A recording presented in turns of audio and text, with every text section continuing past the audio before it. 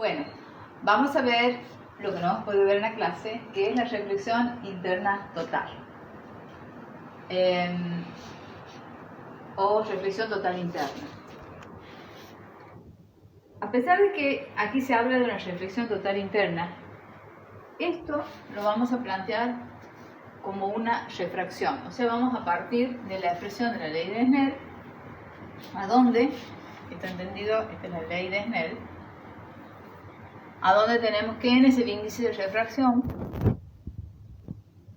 el índice de refracción, y el 1 o el 2, cuando veamos 1, significa que son de los rayos incidentes a la superficie, por el seno del ángulo incidente, y el índice de refracción 2, por el seno de θ 2, a donde el subíndice 2 significa los rayos refractados, es decir, el medio a donde van los rayos que refracta. Refracta significa que lo traspasa a un medio transparente. El índice de refracción depende de la personalidad del material transparente que vamos a considerar. Puede haber un índice de refracción, o puede ser un índice de refracción del material agua, por ejemplo, que es transparente a la luz, o del material agua, o del material vidrio, o del material aceite. Son índices de refracción que van a tener distintos índices de refracción para distintos materiales. Bien, si consideramos esta superficie, donde acá tenemos un material con un índice de refracción 1 y aquí tenemos otro material con un índice de refracción 2, y vamos a hacer partir el rayo de aquí, entonces este va a ser el 1, y consideramos que el índice de refracción 1 es mayor que el índice de refracción 2, por ejemplo, va del aire al agua, por ejemplo, o del aire o del agua al vidrio, por ejemplo. Entonces, vamos a suponer que esto es agua, que esto es vidrio, o que esto es aire.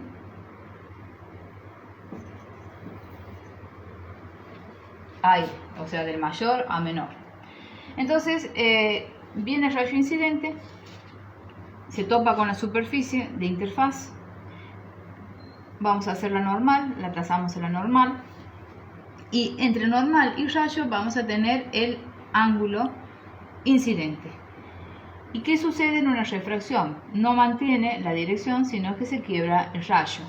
Esa quebrada del rayo va a ser, si va, en este caso, de un medio mayor a un medio menor, entonces se aleja de la normal. Se aleja de la normal. Esta es la normal. Entonces aquí tengo el ángulo de refracción entre la normal y el rayo refractado. ¿Qué sucede cuando este ángulo va aumentando? Significa que si este aumenta, este también se va alejando cada vez más de la normal, hasta que llega un momento en que lo he aumentado tanto a este ángulo que mi refractado queda rasante a la superficie. Y en ese momento que queda rasante a la superficie, entre el rayo refractado y la normal, tengo 90 grados. Tengo 90 grados. Y mi ángulo incidente será mi ángulo crítico o mi ángulo límite, que significa que un ángulo mayor que ese, o para un ángulo mayor que ese, esto sea mayor, esto va a venir abajo, es decir, en vez de refractarse, va a producirse este fenómeno, en vez de salir al otro medio, queda y vuelve al mismo medio del cual viene, por lo tanto se está reflejando y no se está refractando, es decir, que la reflexión total interna es una refracción abortada, un aborto de refracción. No llega a ser una refracción como debería haber sido.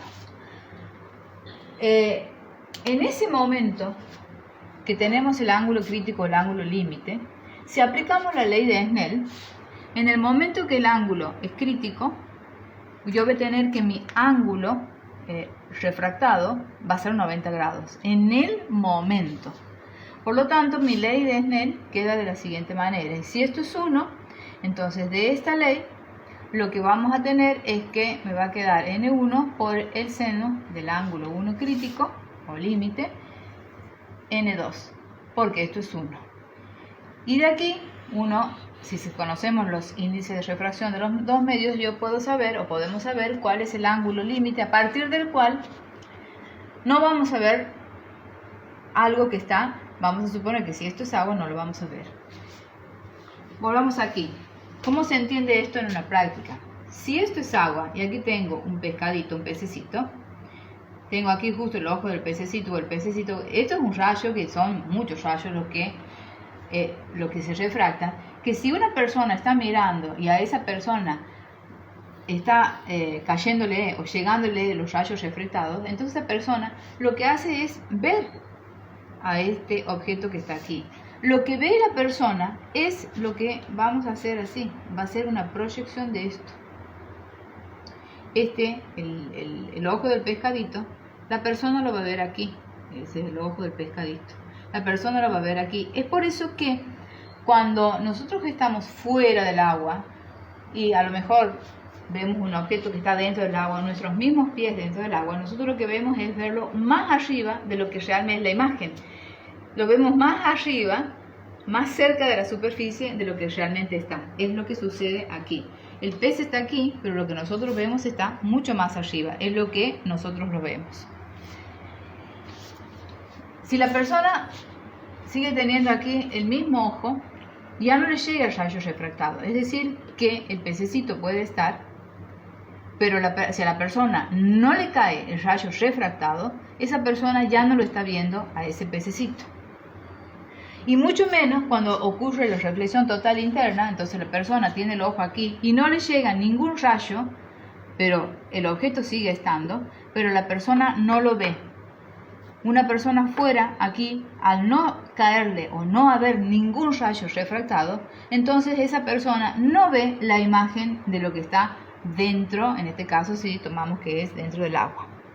Entonces, este fenómeno va a ocurrir siempre y cuando el rayo incidente parta de un medio de mayor índice de refracción y que se vaya a un medio de menor índice de refracción, de tal manera que el rayo refractado siempre se va alejando de la normal. Si hubiera sido al revés, si viene de un medio menor o mayor a uno menor, entonces el rayo refractado, en vez de alejarse de la normal, se va a acercar a la normal. Bien, ¿qué ejemplos tenemos a donde se aplica este fenómeno? Un ejemplo son las fibras ópticas. Otro ejemplo son los espejismos. ¿No es cierto? Es muy interesante este fenómeno. La fibra óptica que se utiliza, ustedes habrán escuchado, a donde dicen, bueno, es un cable de fibra óptica. En realidad, y lo que no es nada más que, y nada menos que una especie, habrán visto también, una tanza, vamos a suponer que esto es una especie de tanza, que es como un tubito, por el cual se larga una radiación electromagnética, la luz, bueno, es la luz, y el tubito es la tanza que es transparente, entonces se larga el rayo, vamos a decir, se hace introducir el rayo, y en vez de traspasar ese rayo, las paredes de ese cable que es transparente, en vez de traspasar, ese rayo se va produciendo sucesivas reflexiones internas, va haciendo esto. No traspasa, sino que queda todo ahí adentro, de tal forma que luego, si nosotros ponemos aquí el ojo, lo que vamos a observar es la luz que está saliendo de aquí, pero no vamos a observar que salga, digamos, a través de este tubito. Eso es, digamos, el fenómeno de la fibra óptica, que está utilizando sucesivas reflexiones internas dentro de ese tubito, que en realidad tiene el grosor como es el de una tanza. Otra cosa son los espejismos. ¿Qué ejemplo podemos dar de espejismos? Pues vamos con el tiempo. Son 10 minutos ya. Bien, entonces si nosotros tenemos un espejismo, que es por ejemplo cuando estamos en el desierto, bueno, estamos en el desierto y vemos como si fuera una vegetación. Está bien, nunca hemos visto, no hemos estado en el desierto de Sahara, bueno, pero sí, un fenómeno de reflexión total es cuando uno va a una ruta y hace mucho calor. No sé si a ustedes seguro lo han visto el fenómeno, y ven en la ruta como si fuera un charco de agua. Eso es un espejismo, y eso es un fenómeno de reflexión interna. Eso seguro lo han visto. Van en la ruta y hace calor, y hay determinadas condiciones atmosféricas, y ustedes van a ver que en la ruta hay como un charco de agua, y cuando se acercan a ese charco de agua desaparece. Eso es una imagen. Es una imagen de las nubes, es una imagen del vapor de agua que hay. Bien, entonces, en un espejismo vamos a suponer que estamos con aquí la palmerita. ¿Por qué decimos que un espejismo puede suceder o es una reflexión total interna? Porque sucede que tenemos capas de aire. Vamos a suponer y modelizar aquí como distintas capas de aire. Estas distintas capas de aire tienen distintos índices de refracción. Entonces esta vamos a suponer que tenga, este tenga 1, este tenga un 2, este tenga un índice de refracción. Nosotros sabemos que a medida que el aire sube, ¿no es cierto?, esa densidad, la densidad va disminuyendo, por lo tanto algo que es menos denso va a flotar. Bueno, así también aquí. Entonces las distintas capas de aire, digamos, la densidad del aire cambia, pero también le cambia el índice. Entonces, ¿qué es lo que sucede?